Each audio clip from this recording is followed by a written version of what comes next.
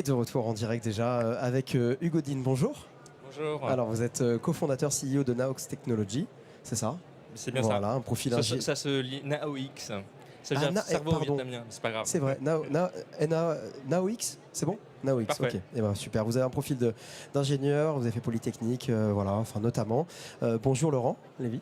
Bonjour. Alors vous êtes cofondateur de Nanobiotics, on est bon.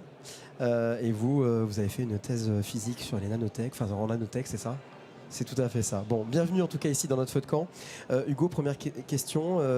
Naox Technology, du coup, c'est expert en neurotech. C'est ça, présentez-nous un peu la société. Oui, alors Naox Technology est une aventure en fait, que j'ai lancée avec mon professeur de neurosciences à l'école polytechnique, qui s'appelle Michel Levancuen, un directeur de recherche à l'INSERM. Notre idée est de révolutionner la manière dont on fait le suivi et le diagnostic de maladies neurologiques. Donc comment on le fait? On crée en fait un dispositif médical qui est sous forme en fait des oreillettes d'écouteurs. Donc le patient peut utiliser pour écouter la musique, pour faire les activités de tous les jours, en ayant son examen médical. Alors ça se présente comment? C'est comme des écouteurs. C'est vraiment des écouteurs? C'est vraiment des écouteurs. Je suis vraiment désolé, j'en ai pas aujourd'hui. On est sur 3 événements en même temps. Donc, mais ce sont des écouteurs. Donc, Laurent, vous développez avec Nanobiotics une nouvelle approche pour traiter le cancer. Présentez-moi justement aussi le projet, puis où vous en êtes aujourd'hui. Donc nous, on développe une approche qui est différente du reste de l'industrie pharmaceutique ou de la biotech, parce qu'on s'est dit qu'on n'allait pas faire comme les autres. Et notre idée... Non mais quand on entreprend, c'est bien. Notre idée, c'était de se dire on va faire des produits qui vont pouvoir traiter des millions de patients. Et de ne pas faire de la médecine personnalisée, plutôt d'aller vers des produits qui puissent être utilisés de façon très, très générique dans les hôpitaux. On a travaillé quelques années, parce que ça fait presque 20 ans maintenant qu'on est créé. On a levé beaucoup de fonds pour pouvoir arriver là, plus de 350 millions. On est coté sur 2 marchés, Euronext et le Nasdaq. Ça, c'est pour la partie chiffres techniques. Mais ce qu'on fait tous les jours, c'est d'essayer d'amener des nouveaux produits pour les patients qui ont un cancer. Et on a transformé ce rêve en 2007, qu'on a commencé, pour l'amener à un produit qui aujourd'hui marche.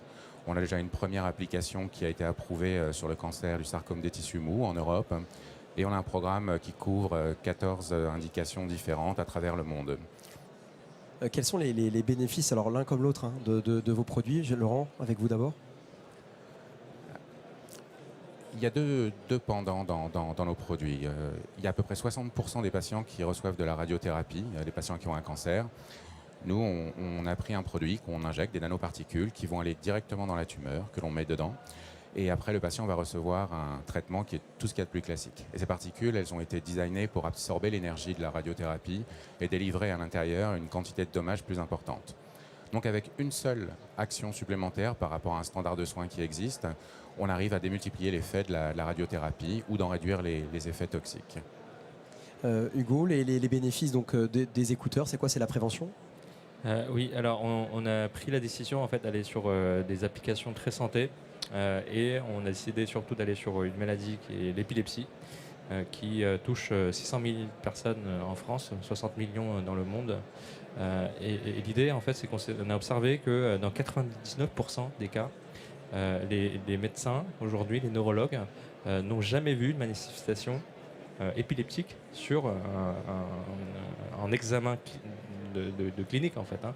Et on a vite rendu compte, on s'est vite rendu compte en fait que le problème c'est que les outils de mesure sont utilisés plutôt à l'hôpital, et l'épilepsie étant une maladie qui est très liée à des crises qui sont survenues à n'importe quel moment, c'est très difficile en fait d'aller détecter ces crises juste pendant quelques minutes à l'hôpital.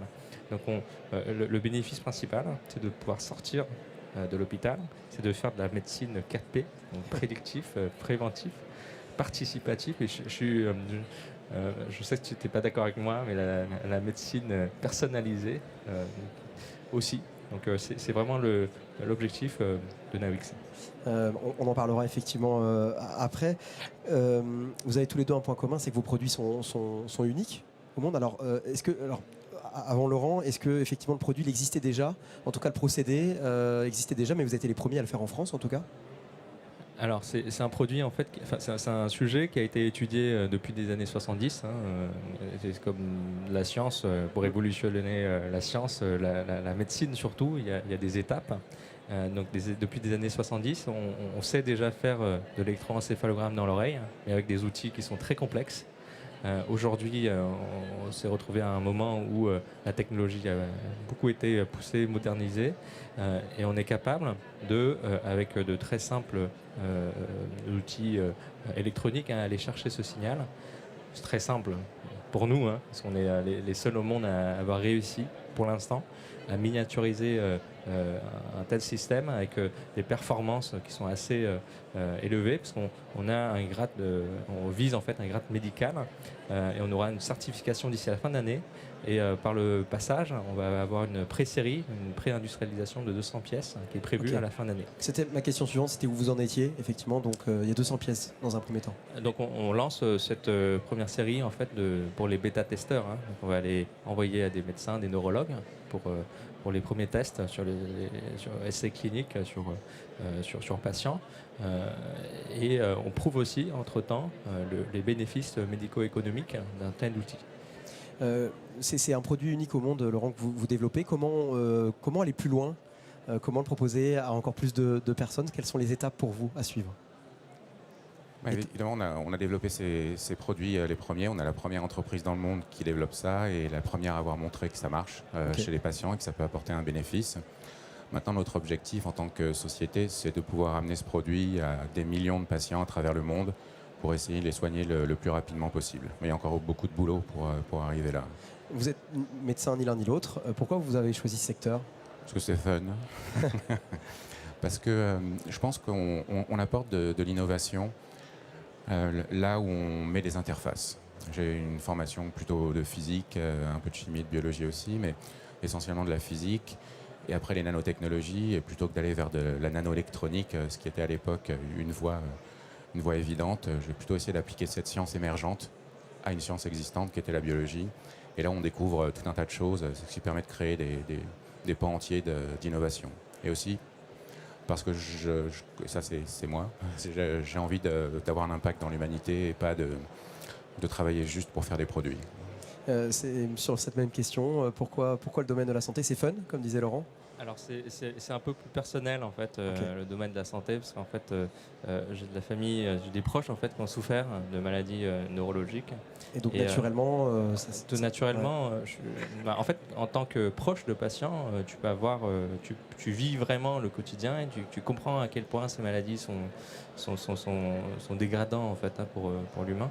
Et c'est pour ça que je suis allé voir mon professeur de neurosciences dans un premier temps, et j'ai trouvé ce projet qu'il a monté à l'époque passionnant. Je me suis dit, il y a tellement de dérives possibles avec de tels projets sur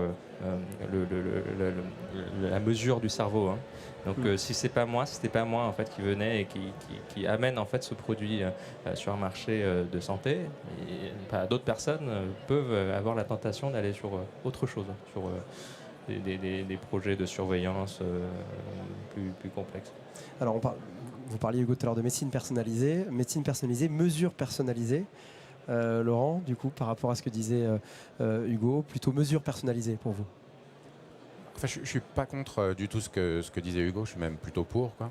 Ce que j'aime moins dans la médecine personnalisée, c'est que ça marche de faire des traitements spécifiques pour des patients avec un traitement qui est de plus en plus ciblé et de plus en plus spécifique, mais aussi avec des coûts de plus en plus importants. On n'arrivera pas à soigner le monde avec ce type d'approche. Maintenant, d'avoir une médecine qui s'adapte aux patients ou une mesure qui s'adapte aux patients, ça c'est une évidence. Il faut aller dans cette direction pour pouvoir soigner les gens là où ils ont besoin et pas où on pense qu'ils ont besoin d'être soignés. Quel pourrait être l'impact de vos technologies, vos produits à long terme? L'impact sur la population, l'impact global, comment on se projette? Notre première plateforme sur l'oncologie, si tout marche comme on l'espère, on pourra soigner des millions de patients et les aider à avoir une vie normale. Et ensuite, on a d'autres plateformes sur la neuro et d'autres sujets pour la suite. Vous rencontrez, il y a des freins pour la suite, justement, dans l'avancée, dans les étapes? Il y a toujours des freins, mais ça fait partie du business qu'on avance. Hugo, c'est la même question sur l'impact de votre produit à plus long terme, voire sur d'autres produits peut-être Alors, dans un premier temps, on va avancer Oui, par petits c'est pas. vrai. Dans toute révolution, hein, il faut avancer par petits pas, même la révolution communiste. Donc, l'idée, c'est commencer par l'épilepsie qui touche 1% de la population quand même. Et puis, on va essayer d'aller vers d'autres maladies qui touchent un peu plus de monde. Ok. On va aller vers les troubles de l'attention, qui touchent 10%. Alzheimer, qui touche un peu plus. Donc à chaque fois, en fait, on va essayer d'avancer sur des sujets neuro. Ok. Un mot de la fin pour conclure ensemble. Il y a beaucoup de porteurs de projets ici, de jeunes entrepreneurs. Est-ce que vous avez des petites choses à partager, des choses à faire, à ne pas faire pour conclure, Laurent? Enfin, peut-être deux petites choses. La première, c'est qu'il faut toujours suivre son instinct et ses envies, quoi. Il faut foncer, même quand on vous dit non. Ça fait partie de ce que j'ai appris avec le temps. Et l'autre, c'est que quel que soit le business, quelle que soit la technologie, l'innovation qu'on fait, on rencontre à peu près toujours la même quantité d'ennuis et de problèmes. Donc, plutôt faire un truc qui révolutionne tout plutôt que de faire des petites choses. Merci, Laurent. Hugo? C'est très joli ce qui vient d'être dit. Mais je pense que le conseil numéro 1 que j'ai à mon état actuel, des choses, je n'ai pas encore levé des centaines de millions d'euros, c'est de s'entourer en fait. Le conseil, quand on débute en entrepreneuriat, on parle souvent d'entrepreneurs qui tout seuls viennent révolutionner le monde. Je pense que c'est un mythe et que les premières personnes en fait qui viennent nous rejoindre et qui s'aventurent avec nous, ce sont les gens les plus importants. Le collectif, on en parlait effectivement depuis le début de la matinée. Merci beaucoup Laurent, merci beaucoup Hugo d'être venu sur la scène de Feu de Camp. Je vais maintenant laisser ma place quelques instants pour une session feu aux poudres particulière avec les